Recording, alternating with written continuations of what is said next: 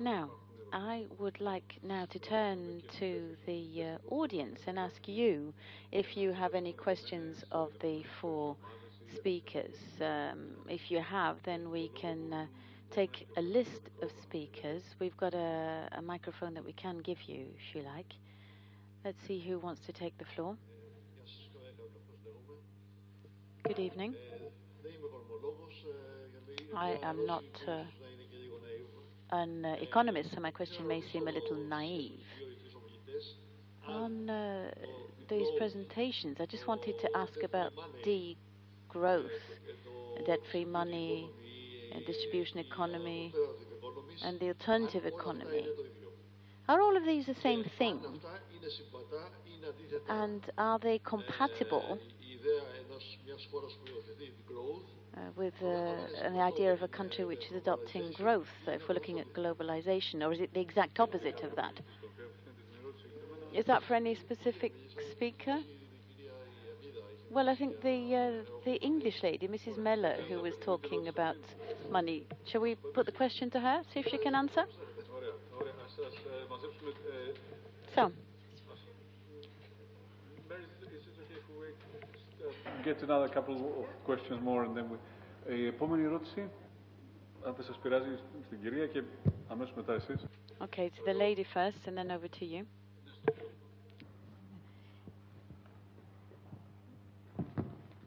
Εγώ ήθελα να ρωτήσω τον τελευταίο ομιλητή. It's for the last speaker, Mr. Igor. Why was he talking about high energy costs? Why do we need high energy costs? Why can't we have decentralization of energy where that's possible, you know, the buildings and wherever else? And, you know, talking about energy savings. Before we think of anything else before consumption, obviously, we should start thinking about reducing consumption. Thank you. The next speaker, that will be the end of the first round. Just the gentleman right behind you. Εγώ ήθελα να ρωτήσω κάτι στην κυρία... I wanted to ask a question of Mrs. Miller. It was on the cost of money.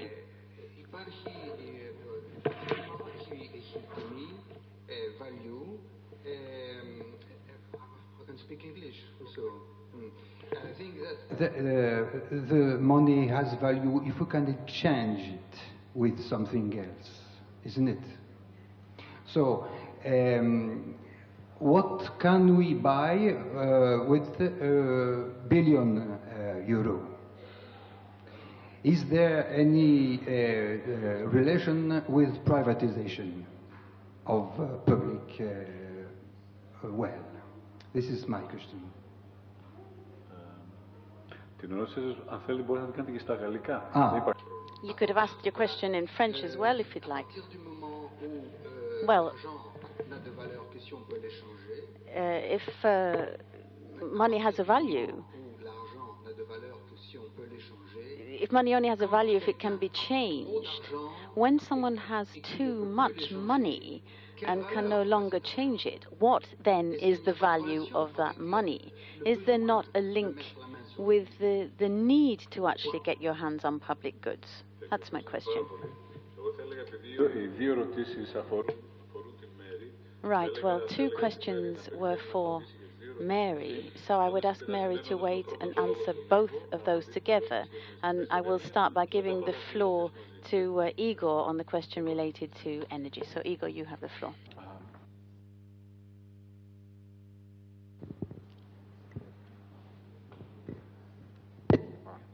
Okay. First of all, I was referring to fossil fuels. So when I said that oil should be taxed, and when we tax oil, then the price of gas and coal will also go up, and we will be having then two things. Transport, individual transport, and any transport which is based on fossil fuel will be more expensive, and this will drive both the industry and the consumers to change behavior. This has been found in the United States, for example, that consumer behavior starts to change when when gas is at $4 per gallon. At that time, that was in 2007, when oil price exploded from up to $147 per barrel. American automotive industry banned sport utility vehicles development, you know, these large cars which are consuming a lot of energy, and started concentrating on efficient engines, on hybrid vehicles and electric vehicles. And consumers started stop buying these energy inefficient cars. They started using more public transport, carpooling, where a couple of people come together and go to some place in one car. And all this vanished when the price of oil dropped back to $30 and $40. So if you have cheap fossil energy, people and industry will not change their behavior. If you have volatile energy prices, that means prices that go up and then go down, everybody will be confused. Consumers will be confused, and the industry will not have a long-term goal to adjust their investment plans. But energy efficiency, you said why we don't save.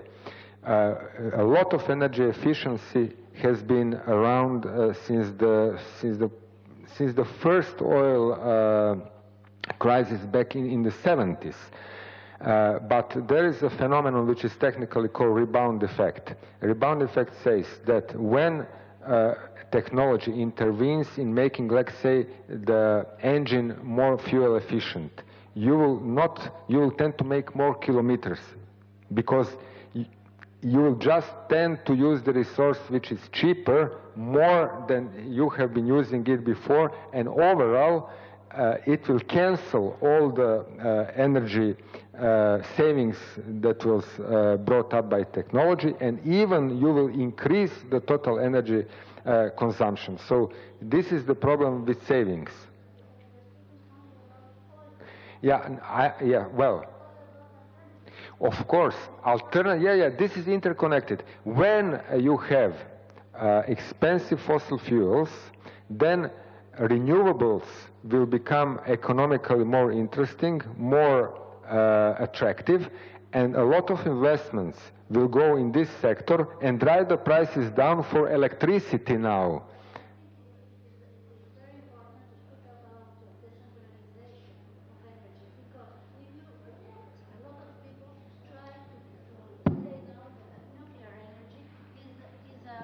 An alternative energy, and it's not the case, I think. So it is important to speak about decentralization in energy, because it is something that it cannot be controlled by interests. No, you are right. Decentralization is part of the solution of the problem. It is. It's more democratic. It is okay, yes. Ευχαριστούμε πάρα πολύ. Θα δώσουμε τώρα το λόγο στη Mary Mellor. Okay, I'm now going to give the floor to Mary Mellor to answer the questions which have been asked as her, and then we can move on to a second round, if you like. Okay, I've got two questions. I think the first one about what does degrowth actually mean, I do think we need to take this apart a bit. I shall have my back to the person who asked this question. Oh, sorry, because I wasn't facing your way. Yeah, you asked about degrowth. Yes, yeah, it's the same. Yeah. So anyway, I think you've just got to think about it different ways. Most of the concerns about degrowth is about using less resources. And that can happen in a public economy or a private economy. They can both be wasteful. When it becomes to a money economy, it gets more complicated, because you can have, like we have had with this boom we had, which was froth. And therefore, it was the growth in GDP in many countries wasn't really all about derivatives and gambling, and it didn't have an impact on the environment as such, except when they started gambling with the price of food and food futures and you know, those kind of bidding up the prices. So there was an effect, but not massive. And therefore, you can have money growth that doesn't necessarily impinge hard on resources. But obviously it brings in fact, it creates inequality And the collapse, of course, meant that you used less oil because we had this great collapse of production. So I think the interchange between resource use and GDP, the amount of money in the economy, is not a direct relationship. But of course, degrowth in resource terms and demonetizing societies, at least taking all the debt and profit-oriented and commercialization out of the money system, you could then have growth in the quality of our lives, in the quality of our society. So you could have more intense personal relationships. You could have enhanced caring for the elderly. You could have an enhanced health service. You could have enhanced education. So you could have a massive growth and even use money for it, which means in money terms you would grow, but it wouldn't impinge on the environment. So I think it's possible to grow an economy without having a resource implication if it's not this kind of economy. So I think it's not a simple answer to the question, and therefore I think you're right to say, what's everybody talking about? Because we might be talking in different ways about different things. In terms of the cost of money and value, that question, of course, the neoliberals and the classical economists generally have spent the whole time trying to search for a value for money, sound money, money based in some kind. Hence the whole Maastricht thing about restricting money growth and control. But I don't think you can control and give value to money in that way, because it's failed every time they've tried to. It's failed. And the reason is that I think money is social. Money is a social phenomenon. It's something where we trust each other to honor each other's money. If I earn something when I work, I trust that somebody will give me goods and services for my money. And therefore it's not an economic issue at all. Money is entirely a social issue. And therefore, the question I always put is, if you're asked to say, when you're 80 years old, how much bread would you need? You could tell me. You could say, well, I eat about a loaf a week or 2 loaves a week or something. But if somebody said, how much money will you need when you're 80 to buy bread? You can give no answer. And this is the problem with money, if you try to put your security in money, you will always be insecure. And this is why even the richest people have never got enough money, because there is no security in money as an economic phenomenon. The only security is money as a social phenomenon, and your trust in your money is only as good as the soundness of the society in which it sits. So it's the social that gives value to our money, and our agreement to honor it and honor each other. And the economic basis of our money is just a chimera, a dream. You can never get security in money terms, ever, ever, ever. Ευχαριστούμε πάρα πολύ την Μέρη. Θα περάσουμε στο δεύτερο γύρο των ερωτήσεων. Thank you, Mary. Kostas Lokeris, I think, has a question in the second round. Anyone else? Tom. Anyone else? Okay, Kostas and then Tom. Now, I think one very common point in common between the speakers was that we are moving on the basis of a common paradigm on which we've grown up, and we expect it to help us, and it's something we're all working for.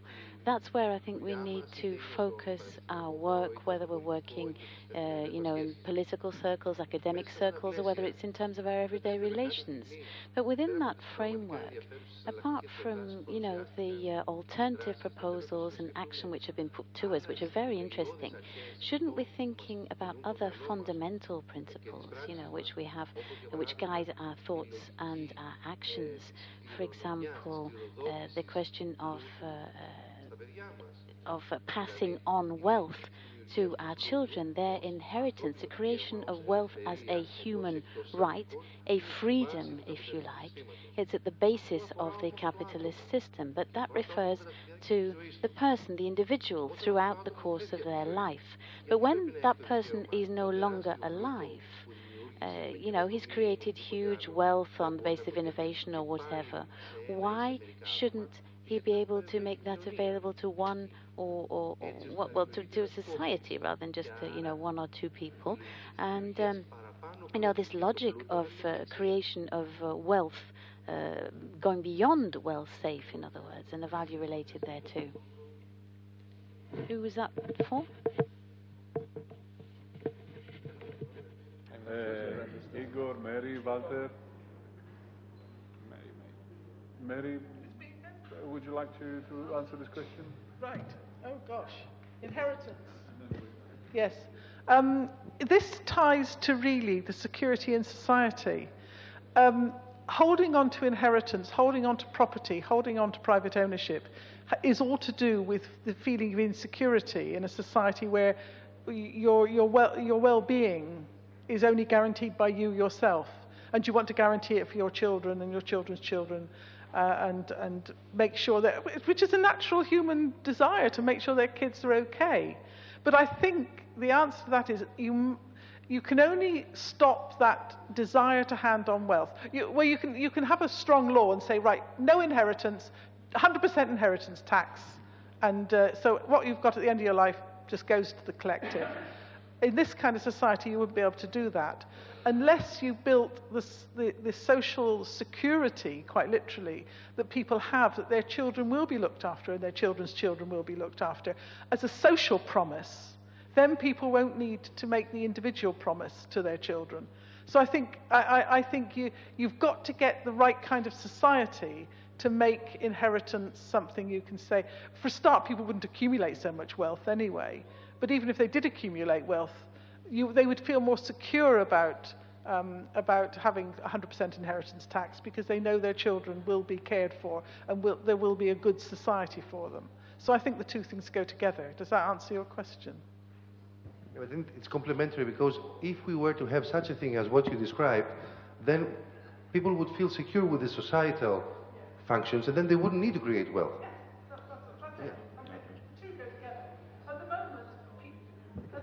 People's only security is in money, and money, as I said before, just makes people feel insecure and makes them feel greedy because they're insecure.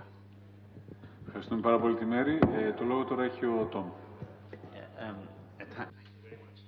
My name is Tommy Simpson. I'm from Ireland, from Dublin, and I've been following this debate as part of the Green European Foundation for some time now, and I've been at the different conferences, one with Stavros in London, on the same topic. I just have a few quick comments, if you don't mind. And basically, we have a concern about the terminology used. Now, I know when you're studying something, you have to describe it accurately, and so you have to use terms like degrowth and that. But from a green perspective, from a political perspective, trying to sell that message to the public is another day's work. And you have to try and sell, you're selling new concepts, and it's not easy selling new concepts. I think somebody said if Coca-Cola were launching a new product, it would cost $100 million just to market it. You know, so selling concepts is expensive, and getting people to change their way of thinking. So I remember one quote is Robert Kennedy in 1968 said the term gross domestic product and gross national product was no longer feasible in society. That was in 1968. They're still using the terminology gross domestic product and gross national product today. It hasn't changed. There are other indexes like, indices, happiness indexes and what have you. And the EU are supposed to be coming up with another new one, but it hasn't happened yet. It hasn't happened in the last 100 years. So when we're trying to get across new concepts, we have to look at I think, positive where human beings are at, and I think human beings are generally optimistic people. 50% of Americans, for example, don't believe in the global warming or climate change, yet 99% of American scientists say it's happening. 1% of scientists in the US say it's not happening, and 50% of the people agree with the 1%.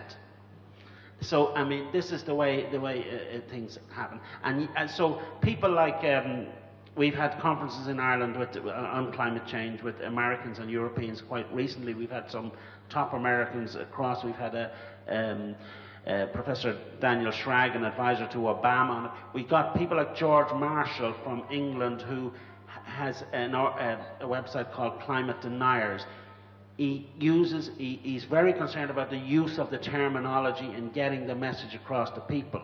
So I do think this is an important aspect on how to, I agree with all of the speakers and everything they said, but how do you distill that down into everyday language where you can go out in politics and get the message across? Because if you use terminology like you mentioned, Igor, that we have to move backwards, if you go out to the public and say we have to move backwards, they'll say, oh, these green people want to drag us back to the caves. That's what they'll say. And that's often, you give other oppositions and the existing establishment a ways of beating you, as we say in English, to say you give them a stick to beat you with. So I think that has to be addressed in all of this. So, and I would look at I do support the whole transition town movement in Britain, which I think has spread now all over the world, and it's looking at a transition. Rob Hopkins come up with this term, transition towns. It's been very positively received. It's looking at the incremental changes, what people can do in their own towns and streets and everywhere. So I do think that's important. Also, the sad part of all of this too is that at a time in the 21st century when we've had people have never been more well educated, more skilled, have more talents and abilities, and yet because of the banking system, and this is where I do agree with Mary, the whole money system, because money is withdrawn, they cannot transact their skills and abilities and whatever. And that is the saddest part. And novel inventions that have come up in time, like I believe in Greece there's the town of Volos has come up with their own currency, and the local authorities are coming in now saying it's a tax avoidance scheme. But yet human ingenuity can overcome these things at a local level, and people can come up with currencies or whatever it is to exchange their skills and abilities and goods. And the one I recently visited was the Brixton Pound in London. The Brixton Pound doesn't have the Queen on it. It has David Bowie is on the Brixton Pound. And so I think any of these novels, I know they don't always go as far as Mary would like to go, but you cannot stop people trying to overcome the difficulties that they're facing on an everyday level. And I do think we should support these initiatives and they are temporary solutions and use those to get the bigger message across on what you're saying. Tommy, is there a question at the end of this? Sorry about that. My question was really about the terminology. I agree with what everybody said. I do think the terminology has to be changed to get the message across. Is there anyone you would like to answer this one? Whoever wishes. Mauro, would you like to answer that? Or yes. Comments. Tommy's comments. Sì, la questione della terminologia è ovviamente antica. Well, obviously, the question of terminology is a very long-standing one. It's something we've been discussing for over 10 years. I mean, I could give you an answer at various different levels. Degrowth, initially, of course, was not a theory, it was a slogan. That's something we very often insist upon. A slogan in order to break away from this single idea, this idea of growth and more sustainable growth. Clearly, we needed to find a way out of that paradigm of thinking, this imaginary type of the imaginary situation for growth. But the slogan actually worked. The first thing we realized is that it's not true that a word doesn't work. The word actually does work, because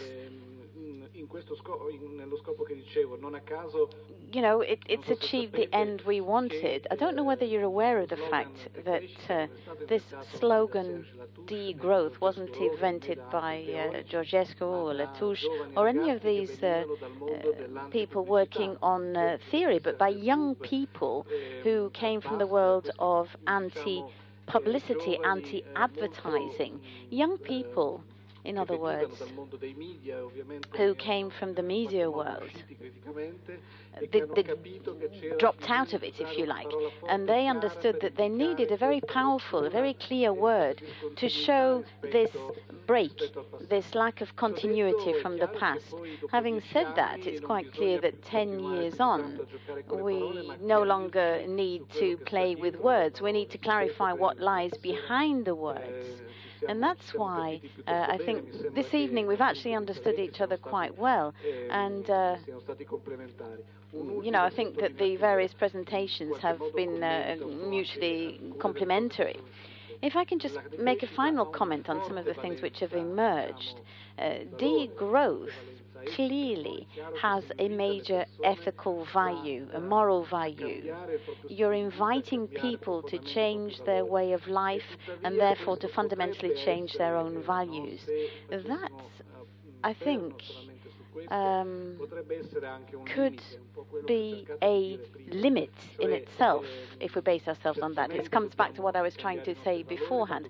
Clearly we have to change our values, but we also have to bear in mind the other face of the coin, real degrowth, and there is going to be no change because the economy as we know it is actually ceasing to operate. It's ceasing to produce the benefits it promises. And so you've got that friction. That's where the whole game is going to be played out, I believe. So, you know, we've got these new horizons opening up, and so we have to keep a very close eye on what is happening within the real economy. Thank you, Mauro. Are there any further questions? Yanni. Γεια σας. Θα κάνω την ερώτηση μου στα ελληνικά. I'm going to ask my question in Greek.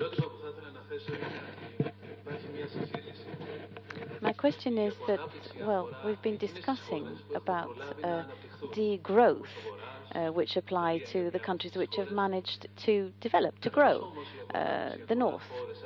Italy is one of those. To what extent does it apply to countries such as Greece, which, you know, had we had the opportunity, we haven't been able to develop as yet? What is the choice for these countries? You know, before we actually go into the development, is it possible for us to move immediately onto the degrowth? Thank you, Yanni. Was that for any specific speaker or?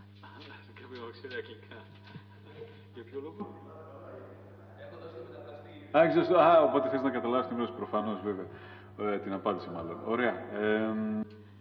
Okay, yes, so we'll ask the answer from somebody who speaks English because he's given his headphones back. So we've got 3 speakers who speak English. We've got Walter, we've got... Τέλος πάντων, δεν ξέρω αν ακούσατε την ερώτηση.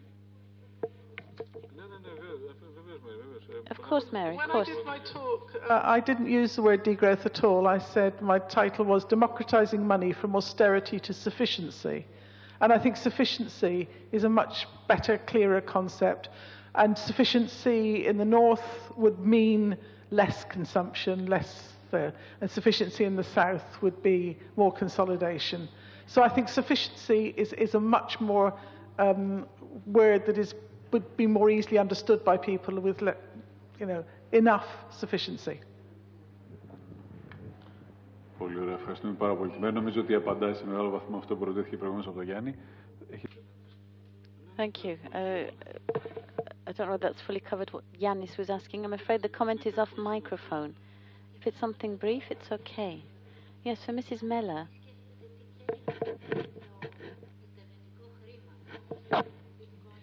I was just wanting to ask her view about internet money. Does she think this is beyond the control of the banks? Well, Bitcoin is being used for drug laundering, I think. It's really got totally out of control. I think the trouble with internet money is the same thing about who's going to socially guarantee it. Not just its value in exchange terms, but if fraud starts, who is going to take... And it'll have all the same problems of privatized money as against publicly governed money. And it's the same logic, it's just a different kind of money. So I think it's not a solution. And things like all these wongas, I don't know, all these, what they call the peer-to-peer lending. Has this come to Greece yet, all these online lending? Well, you can lend your money to somebody over the web. The trouble with this again is when people start fraud, what if people stop not paying their debts? You know, money is social, and it can only be governed socially. Ευχαριστούμε πάρα πολύ τη Μέρη. Υπάρχουν άλλες ερωτήσεις? Thank you, Mary.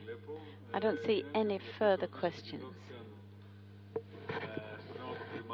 Now, the last question's focused on money. I think it's a sign of the times, basically. What bothers us, what worries us right now.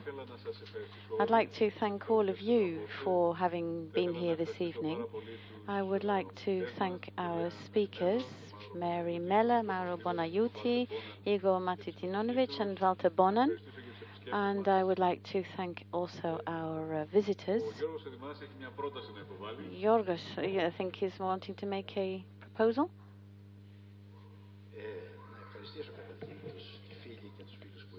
Yes, I'd like to thank our friends, really. There's been some very constructive work. You know, it's not only on the basis of this work that you can contact a lot of people. It needs more work as well.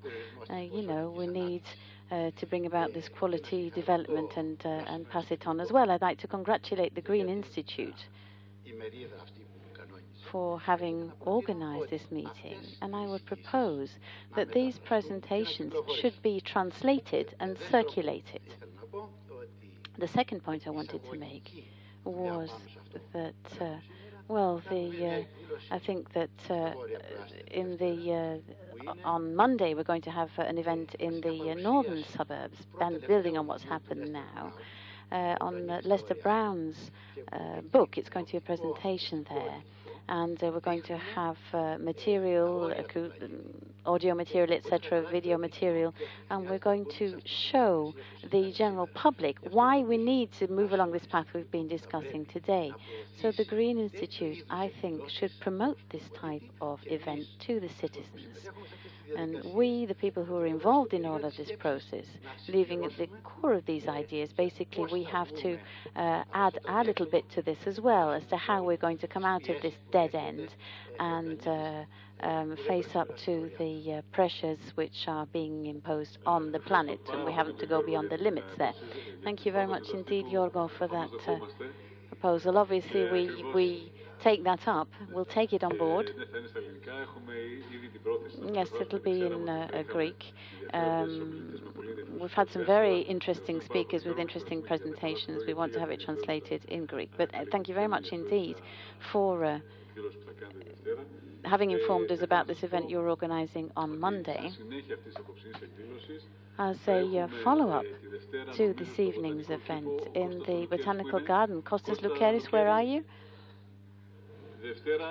On Monday, we're going to have the follow-up Monday evening, the Botanical Garden in Petroupoli. And on Tuesday, the Ecologists and Greens as a party is going to be having a similar meeting where Mary Meller is going to speak, Yannis Paraskevopoulos as well, and Petros Oromon will be speaking. And it's going to be more focused on money, the economic side. So I think it's going to be very interesting. So that's what I had to say. Thank you very much indeed for your presence here, and see you next time.